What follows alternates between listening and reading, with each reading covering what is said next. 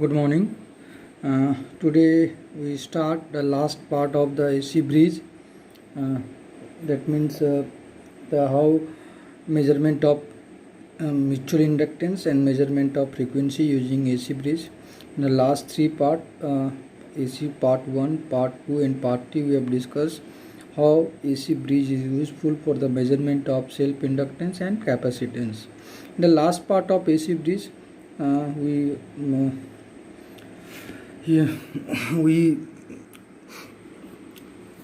have to discuss how the mutual inductance of any coil can be measured using the AC bridge. So first we have to discuss the mutual inductance, or how the mutual inductance can be calculated.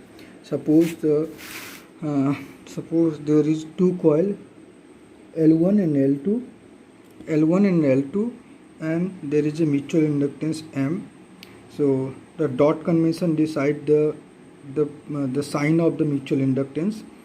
So suppose the dot, if the entering current are in the same sign of the two coils, that means suppose there is a I current is entering through the coil 1 and dot appear at the entering terminal and dot appear across the second coil in the entering terminals, then the mutual inductance, then the equivalent inductance equal to L1 plus L2 plus 2M. That means the flux are in additive nature. Again, if the dot are in the same sides, that means in the coil 1 and coil 2, the current are in the leaving terminals. Again, the mutual inductance are in the additive nature, and equivalent inductance equal to L1 plus L2 plus 2M. Next case, suppose the dot convention are in the opposite side to each other. That means if the current enter in the coil 1 and leave through the coil 2, or say that in the coil 1 current leave through the coil 1 and enter to the coil 2, then the mutual inductance are in opposite, means the flux are in the opposite nature, then the equivalent inductance equal to L1 plus L2 plus minus 2M. That means dot decide the nature of flux, is as it additive or subtractive by the dot convention, or how the coil is wound clockwise or anti-clockwise. So using this method for the measurement of mutual inductance, so we have used the two coil 1 and coil 2, and their polarity is exchanged for the measurement, and using the self inductance you can measure, using the self inductance measurement you can measure the mutual inductance of between the two coil. So from equation 1 and equation 2, the mutual inductance equal to 1 by 4 L equivalent 1 minus L equivalent 2. So using self inductance you can measure the mutual inductance between the two coils. So first method is Heaviside mutual inductance bridge. So Heaviside, in Heaviside mutual inductance bridge, suppose L1 is coil 1 and L2 is coil 2, and this part represent the mutual inductance between the coil 1 and coil 2. So in the branch 1, coil 1, and having the resistance R1, a non-inductive resistance, R2, R3 and R4 all are non-inductive resistance. Coil 2 have self-inductance L2, and M is the mutual inductance between coil 1 and coil 2 that you have to measure using AC bridge.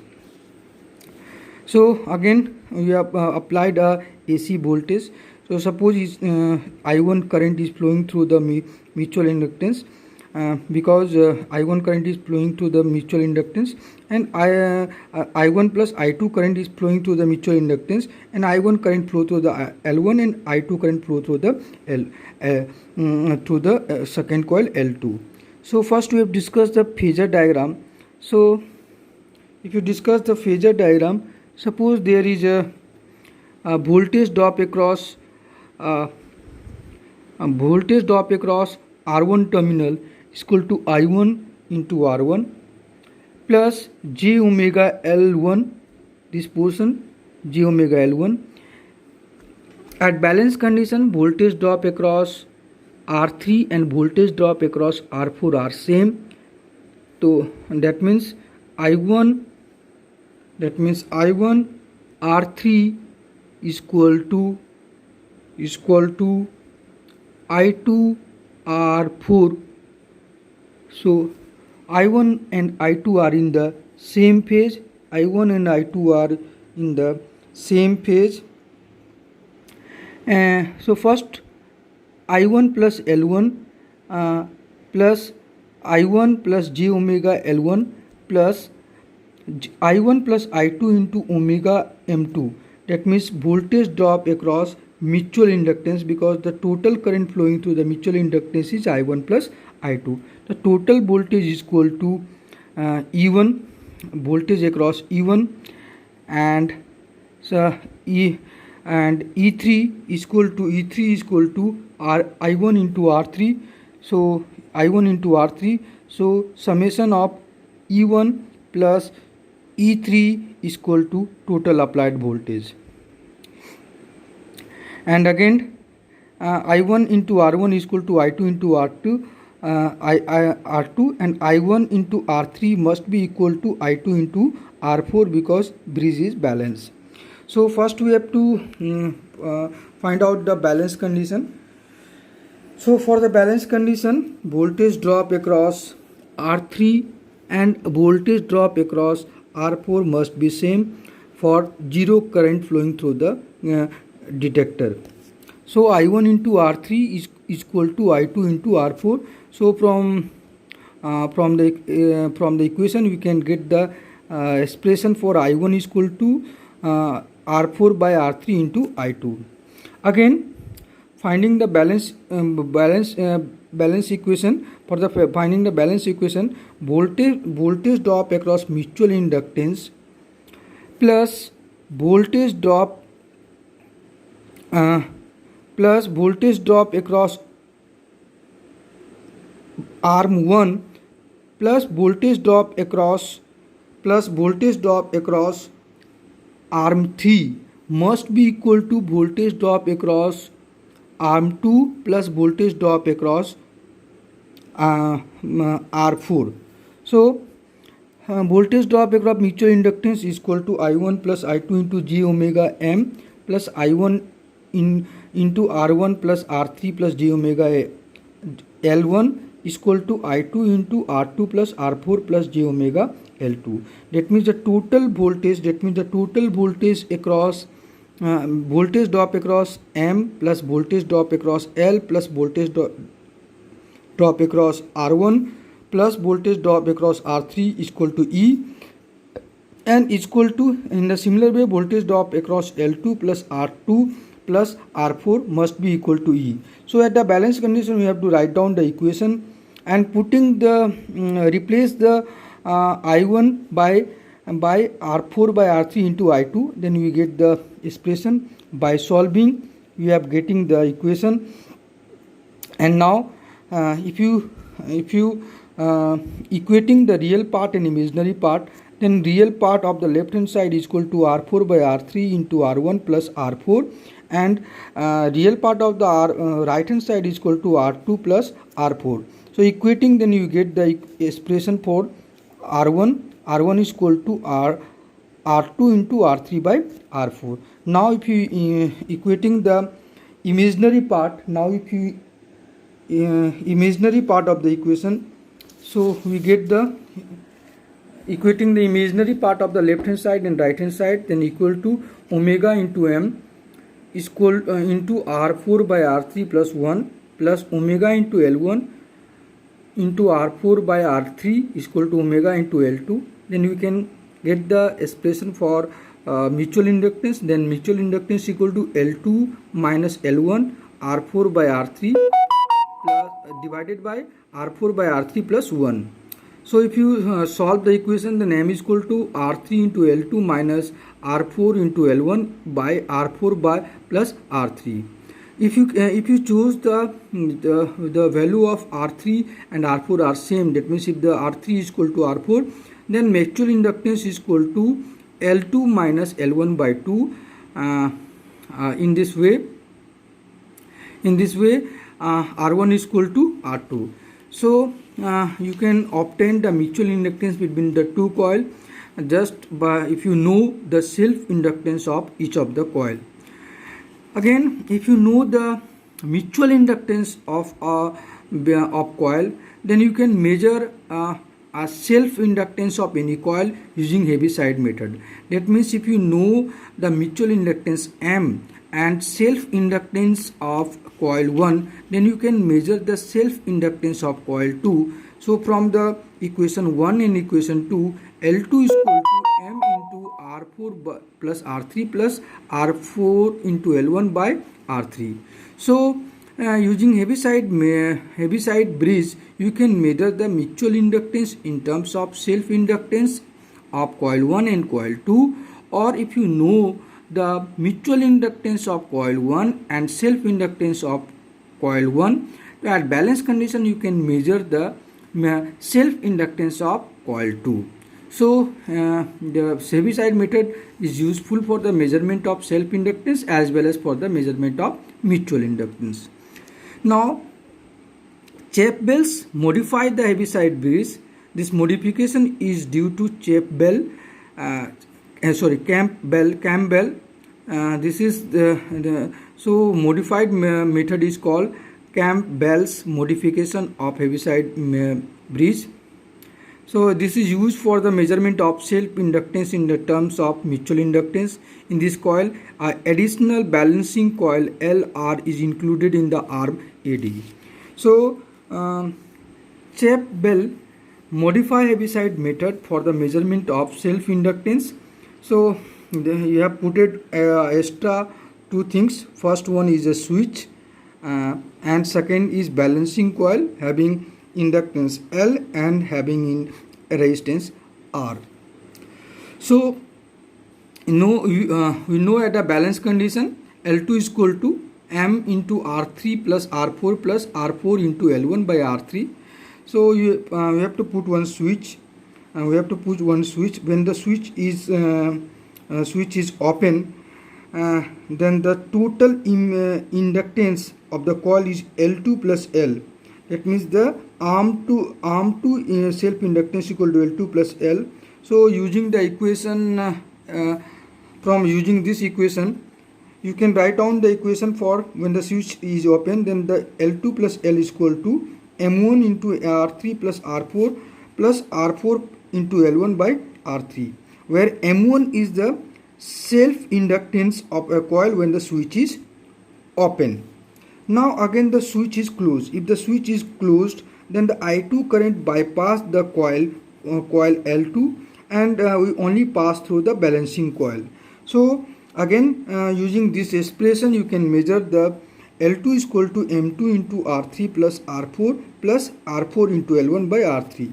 So using the equation 3 and 4 you can obtain the self inductance of coil 2 L2 is equal to M2 minus M1 by 1 plus R1 by R3, where M1 is the mutual inductance. M1 is mutual inductance when switch is open and M2 is the mutual inductance when the switch is closed. So in this way you can measure the self inductance of any coil in terms of mutual inductance between the two coils. So Chappell's modified Heaviside bridge for the measurement of self inductance. So in this again we have, if you want to measure the internal resistance of a coil, so again using the expression at a balance condition Heaviside method R1 is equal to R2 into R4 by R3. So you can say that the R2 is equal to R4 by R3 into R1. That means the internal resistance R4 internal resistance R2 in terms of R4, R3 and R1. So again you can use when the switch is open, then the total resistance across arm 2 is equal to R2 plus R. So by and arm 1 resistance is R1 plus R1 capital R1 plus small r1. Small r1 is equivalent variable resistance at a balance condition when the switch is open. So you can get the expression for R2 plus R. Again, when the switch is closed, now if you find out the balance equation, then in the arm 2 only there is only the balancing coil resistance, because the self in the coil 2 are bypassed through the switch. So using this expression, we can measure the balancing coil resistance. And so finally, from equation 5 and 6, we can measure the unknown resistance of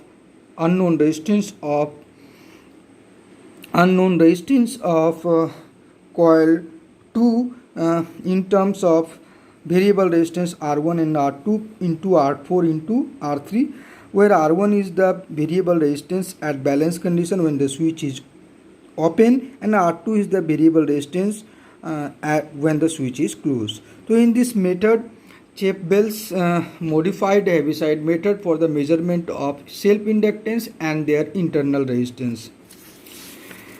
So there is so many methods for the measurement of mutual inductance. The Heaviside method is only important for our syllabus. Now, our last bridge that is useful for the measurement of frequency is called Wien bridge. So there is so many methods for the measurement of frequency using AC bridge.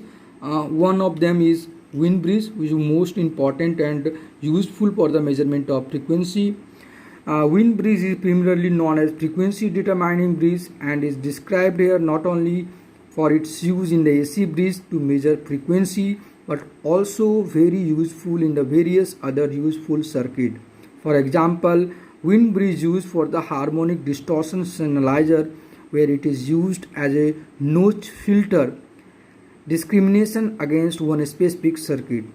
It is also useful in audio and high frequency oscillator as a frequency determining device.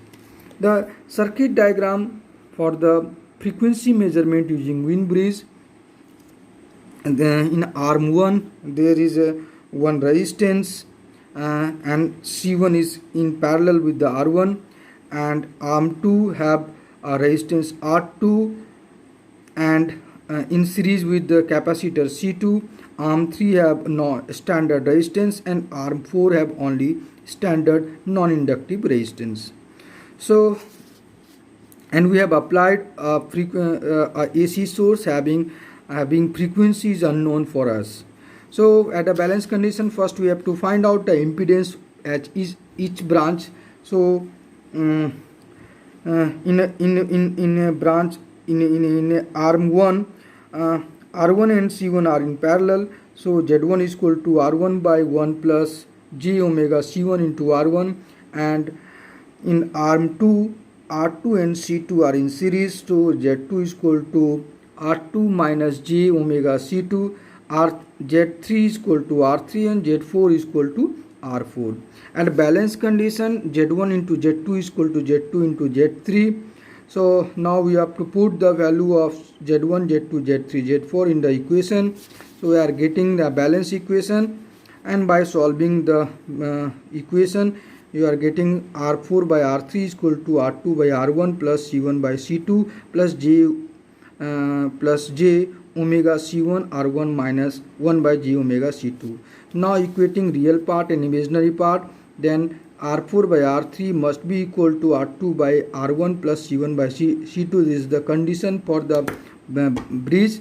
And if you equating the imaginary part, then omega C1 R1 is equal to omega C1 R1 minus 1 by omega C2 R2 is equal to 0. So omega is equal to 1 by root under R1 R2 plus C1 C2, and frequency is equal to 1 by 2 pi root under R1 R2 and C1 C2. If you choose R1 and R2 have same value and C1 and C2 have same value, then R4 by R3 must be equal to 2 and frequency is equal to 1 by 2 pi RC. For finding the balance equation, that means there is a condition for the for wind bridge, that means the R4 by R3 must be equal to R2 by R1 plus C1 by C2 and if you choose R1 by R2 and C1, so you choose always choose to R1 plus R2 are same and C1 and C2 are same. That's why we are using, there is one mechanical coupling switch.